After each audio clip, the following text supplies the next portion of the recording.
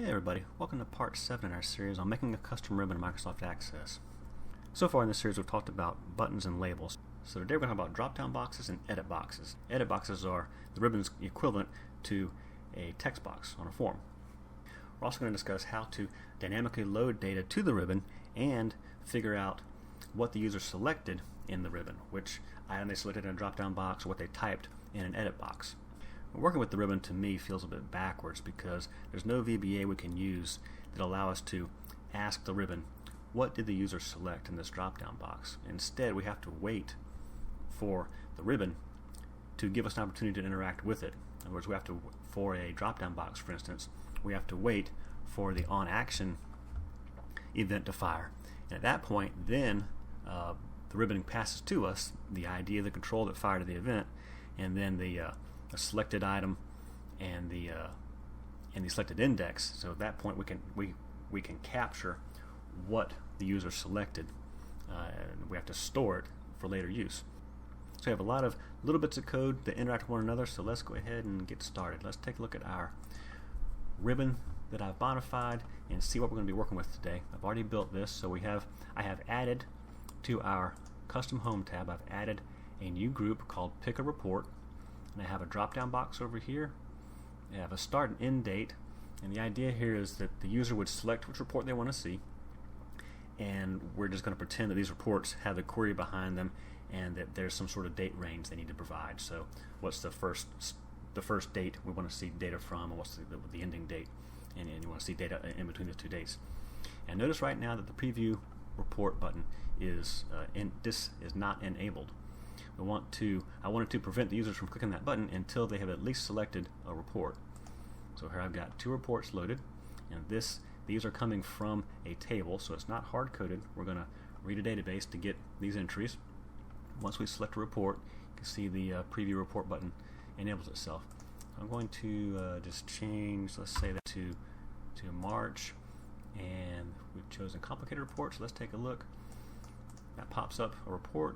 Now there's nothing to these reports, there's no query behind these things. This is just an example. I've got 2 reports over here, that's all we got, and we select this one, let's say, for a different date range. Preview report, that one pops up. And again, so you can see that we are choosing from the ribbon which report we want to see and what date range we want to put in each one. So let's close these and pull our XML over here so we can have a look. I'm using the XML Editor from Visual Studio because it has the nice colors. It'll make it a little bit easier for us to see what's going on. In our first tab here, our first custom tab, which we called Home, and ends here, I have added a new group. Okay, and we gave it a unique name, of course, and this is the label that we saw at the bottom down here. Pick a report, and the first item in here is this drop-down box. I've given it a unique name. We have 3 get attributes here, and we have a label. Choose a report. That's the text that's showing up to the left of the drop-down box. We have an onAction, which is VBA that's going to run when they select something. And then we have an odd one here, the size string. Now you would expect that the size string defines how wide the drop-down box is going to be. You would expect to put a number there maybe, but what Microsoft has us doing is actually typing a string of the length that we want to be able to see fit in that drop-down box. And unfortunately I cannot find a get size string anywhere, so we can't dynamically change the width of that drop-down box. We have to hard code it, so to speak, in the XML. So let's talk about these guys. I want to load, let me back up here. I have a table. I built a small table here that's going to hold the reports we want to see in that drop-down box. And what I've got here is a primary key, which we're not going to use anywhere. It's just an auto number field. But we have in the report short name column is the actual name, as you see here, that we've defined the report as in Access. And then to the right of that is what I'm calling the display name, or the text that we want to see display in our drop down. Let me pull up our main menu. I've got an example combo box here. Remember, in our combo boxes and forms, you can define multiple columns. All right, and often we will have, say, some sort of abbreviation or ID column in the first position, and then the actual text we want to display in the box to the right. And often we'll even hide this first column from being viewed, and that will be the value that's maybe bound to our table, to our column in our table. On the ribbon for drop-down boxes, we don't have a choice over what we see. We also don't have a choice of number of columns. It needs two columns. It wants an ID column, and then it wants a text column. The ID column is not going to display. It's only going to show us the text column. So the get attributes that we have over in the XML work with that assumption in mind. Let's get back to the XML. Here we go. So we have three items here, get items, that work together to load the contents of that drop-down box. The get item count does just that. It's supposed to get, or it's supposed to retrieve a number of how many items are going to be in the drop-down list. The get item ID is going to populate that first column, the unique ID, whether it be a primary key or some sort of abbreviation. And the get item label is that text that's going to display in the drop-down. Let's move this guy out of the way for a second. Let's get over to our code window. So I've defined a few things here at the top as module level variables.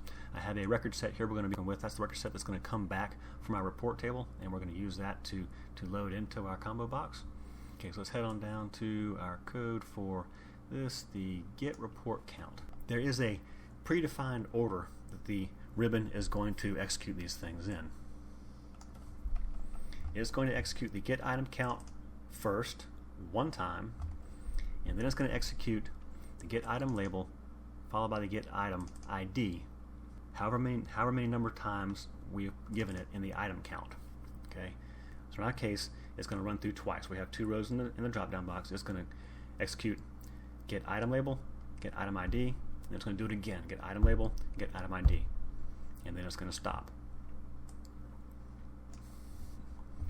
So in our get report count VBA, that's going to get us the number of rows that we want to display, I have set our record set equal to another method, get report data. Now this guy is right down below here, and all it's doing is executing a query of getting those two columns we want to put into the drop-down box. So the report short name is what's going to become the ID in the drop-down box, and the report display name is what's going to become the label, or the second column in the drop-down box. This is going to be the only one that actually shows up, though, up here in the ribbon. I'm just doing a simple set of record set equal to an open record set method using the SQL, and then this is a function. This get report data is a function, so it's going to return a record set, and we set our function equal to the record set we just built. This record set is a module level record set, right there. Setting equal to calling that function, so the function returns record set. We load it into there. We'll move to our last record so that we can get an accurate record count of how many rows are in the record set.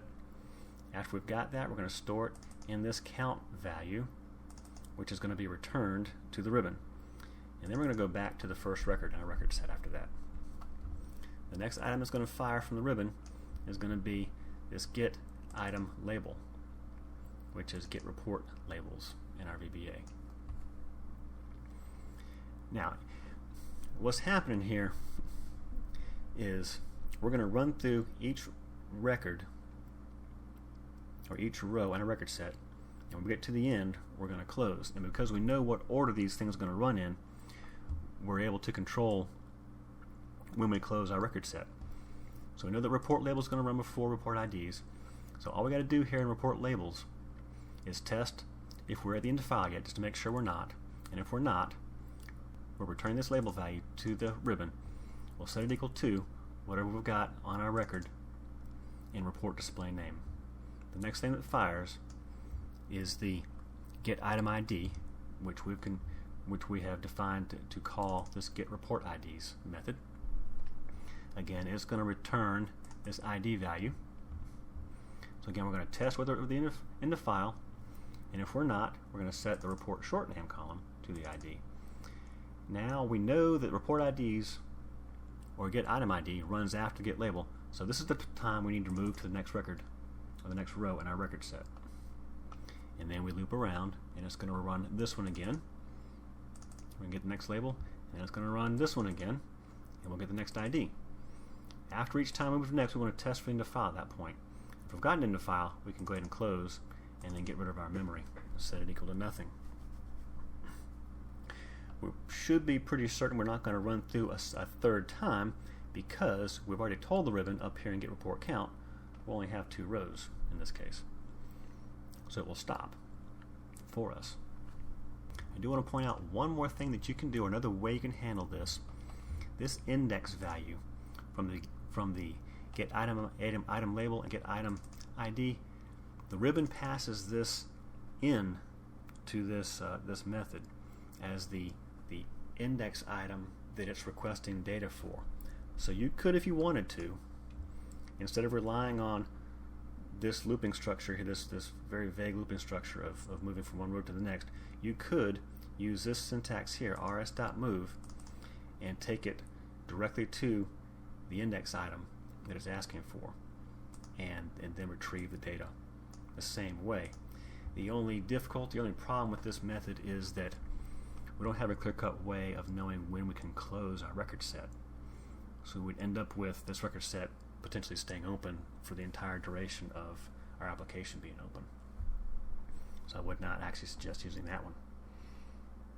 Alright, the next thing is we also defined in our XML for this drop-down box an onAction event, and it's going to execute VBA in our pick report method. So let's head down to our pick report method. Because the reason we need this is we can't ask the ribbon for what the user selected. We have to wait for the ribbon to give us an opportunity, so to speak, to capture that information. So, and this is really the only chance we have. When the user selects something in that drop-down box, that onAction event is going to fire, and that gives us a chance to grab what they selected. So this is what we're going to execute, the pick report method. It takes in a control so we can test which control is firing the event. It also sends us a selected ID, which is the first column, and it sends us a selected index, which is like the index of the item in the list. We're going to use the selected ID parameter because that is going to actually hold the value of the report name that we can open. We can use this later on to just open the report. That's what we put in our first column in the drop-down box. So when this fires, we're going to load selected ID into a module level variable, report selected name. I've got that up here at the top.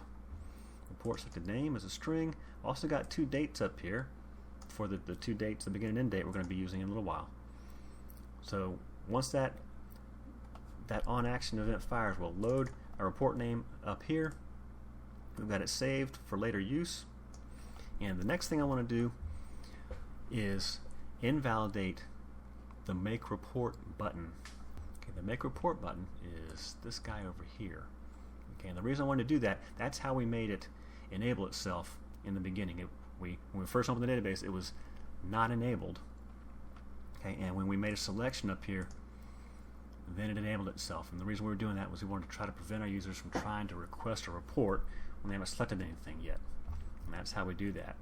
So when they make a selection here, we're going to ask it to check to see if it can enable itself.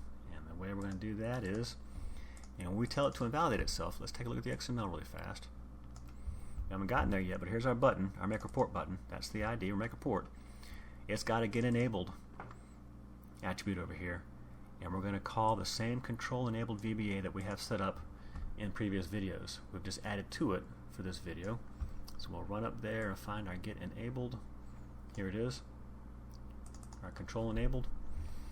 So we've added another case to this. If it's a make report button, it's going to test this global variable, or this module level variable, and if it's empty, enable is going to be false, but if it's not empty, we'll enable the button at that point. Let's take a look next. What do I have after the drop down box? have a separator, okay, and that is giving us these vertical lines here. Okay, it's almost like making a new group, but I wanted to have this whole thing be a group, a pick report group. So the separator just gives us a little bit of a visual separation between them. After the separator, I've got two edit boxes. Like I said, edit boxes is ribbon speak for a text box. Of course, we've given the first one a unique ID of cal start, meaning I was thinking calendar. It's really a start date. We've got a get text, which is going to be what is the date we want to put in there as a starting point with, just to give the customers something to work with to begin. The label, of course, is the text is going to show up to the left of the box, and then on change is the VBA we want to fire when the customers have changed the contents of that edit box. And again, that's what we're going to use to capture the date that they have typed in. So let's take a quick look first at the get text attribute. Get default start date. Let's head over to our code again. Alright, get default start date. All we're doing here is it returns a text. All we're doing is I'm setting it up with a beginning date, 1/1/2005.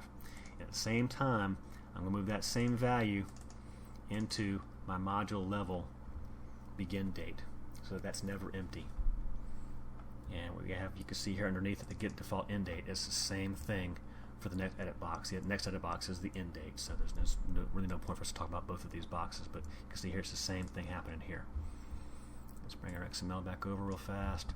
So the on change is going to fire after the user has typed something different into that box, and we're going to execute our dates changed VBA.